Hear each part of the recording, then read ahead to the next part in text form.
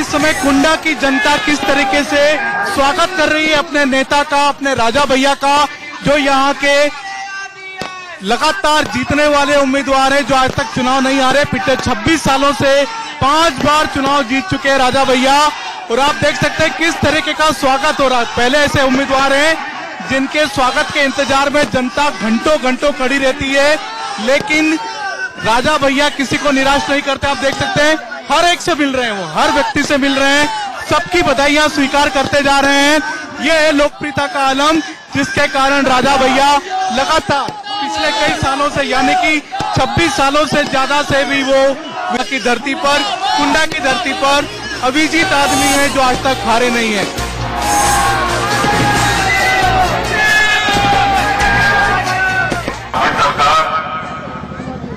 ये हम हमेशा कहते रहते हैं कि मुख्यमंत्री के रूप में आदरणीय अखिलेश जी ने जो काम कराए, चाहे वो 102 नंबर 108 नंबर एम्बुलेंस हो, बच्चियों का वजीफा, तो अनेक ऐसी योजनाएं हैं जो इस प्रदेश में किसी मुख्यमंत्री ने, किसी सरकार ने लागू नहीं की।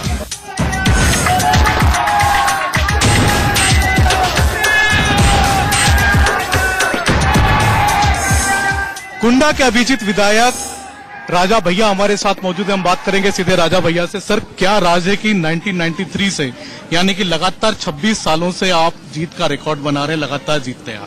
नहीं, रिकॉर्ड तो क्षेत्र की सम्मानित जनता बनाती है, मैं सिर्फ प्रत्याशी हूं, और कोई ऐसा राज नहीं, ईश्वर की कृपा है और क्षेत्र वालों का सबका आशीर्वाद है, और ज्यादा से ज्यादा सबके बीच में रहने का प्रयास करता हूं, और जो भी विकास कार्य, जो भी सेवा हो सकती है करता हूं, ईमानदारी से करता हूं, बड़े बोल नहीं बोलता हूं। आपकी कुंडा में लोकप्रियता तो देखते, हम लोग भी देख रहे हैं, यहाँ पर काफी सारा जन सैलाब उमड़ा हुआ आपको सुनने के लिए, लेकिन ऐसे कौन से काम है, क्योंकि आप सरकार में भी निर्दलीय रूप से चुनाव लड़ते हैं, सरकार में मंत्री तो हैं, लेकिन आप हमेशा निर्दलीय रूप से चुनाव लड़ते हैं और चुनाव जीतते हैं। नहीं, निर्दलीय का ऐसा है कि लखनऊ यूनिवर्सिटी से जब ग्रेजुएशन करके आए तो लोगों ने कहना शुरू किया कि चुनाव लड़िए तो ऐसे ही बैठे बैठे सब लोगों की राय बनी कि साहब चुनाव लड़ना है, तो चुनाव किस पार्टी से लड़ें, कहने कोई जरूरत नहीं, निर्दलीय लड़िए। तो तब से निर्दलीय चले आ रहे हैं, कोई इसका कोई खास कारण या कोई खास वजह नहीं है, निर्दलीय है, और निर्दलीय रहने में कोई बुराई भी नहीं है। आरी सब पर भारी ये कहना यहाँ के लोगों का, हम लोगों ने लोगों से जानने की कोशिश की, लोगों का कहना कि हमारा यहाँ की जनता का चुनाव चिन्ह आरी हो गया। बिल्कुल, जो जनता कह रही है उस बात को मान लीजिए आप। सर, बीच में आपके बारे में कहा जा रहा था कि आप बीजेपी में भी शामिल हो सकते हैं, लेकिन ये सारी चर्चाएं चलती रही। जी बिल्कुल, देखिए हमेशा से ये चलता रहा। जब जब हमसे किसी ने पूछा, हमने खंडन किया, नेताजी के साथ रहेंगे।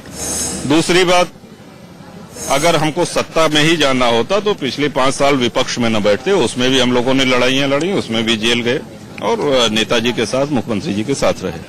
सर, यूपी को ये साथ पसंद है, राहुल और अखिलेश जी दोनों साथ में आए, क्या कहेंगे? जब ये गठबंधन हो रहा था उस समय आप लोगों ने हमसे पूछा, तो हमने कहा कि 5 साल में माननीय मुख्यमंत्री जी ने जो प्रदेश में काम कराए हैं, जो योजनाएं लाए हैं, जो विकास के काम हुए हैं, वो पर्याप्त है फिर से सत्ता में लाने के लिए समाजवादी पार्टी को।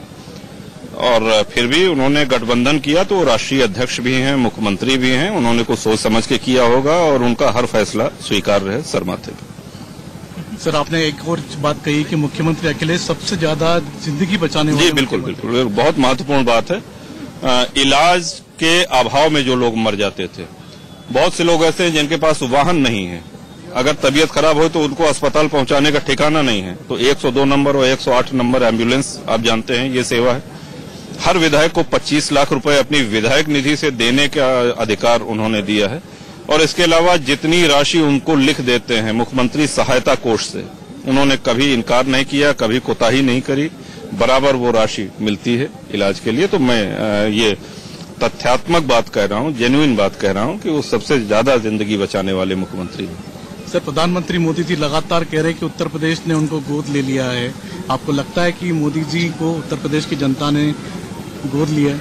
नहीं, देखिए, गोद नहीं लिया, वो गुजरात के हैं और वो आकर के वाराणसी से चुनाव लड़े हैं, वो एक दूसरी बात है। हम किसी दूसरे के कहने पे जाते ही नहीं हैं। हमने क्या किया है, हमारी आगे की क्या योजनाएं हैं, और इन 5 साल में जो सरकार की उपलब्धियां हैं वही बताने के लिए हमारे पास इतना है कि हम दूसरे किसी की चर्चा करके किसी का महत्व क्यों बढ़ाएं। अंतिम सवाल सर जी, क्या लगता है चुनावी संभावनाएं क्या लगता है आपको लगता है कि साइकिल चल जाएगी इस बार, या हाथी आएगा, या कोई नई पार्टी आएगी? माननीय मुख्यमंत्री जी अखिलेश यादव पुनः मुख्यमंत्री बनेंगे, नंबर 1, सरकार अपनी बनेगी, और 10-15 अगर कम भी हुए तो उसके लिए हम हैं, वो व्यवस्था हो जाएगी। सर आप बाबागंज से भी आप चुनाव लड़वाते हैं, बाबागंज बगल की विधानसभा है, और अपने एक साथी हुआ करते थे श्री रामनाथ सरोज जी, पूर्व सैनिक थे, वो 96 से उनको लड़ाना शुरू किया। 96 वो लड़े, 2002 लड़े, उसके बाद अस्वस्थ हो गए तो उनके सुपुत्र हैं विनोद, ये 2007 और 2012 लड़े, और इस बार इनका ये तीसरा चुनाव है बाबागंज में। तो बाबागंज से भी निर्दलीय ही। ये थे कुंडा के राजा भैया, जिनका कहना है कि इस बार फिर से साइकिल चलेगी। अखिलेश ने जिंदगी बचाने का काम किया है, तो कुंडा की जनता को उनको लगातार चुनाव जिताते चली है। कैमरामैन शरद के साथ संजय शर्मा, इंडिया न्यूज, कुंडा। आप देख रहे हैं इंडिया न्यूज, देश की धड़कन।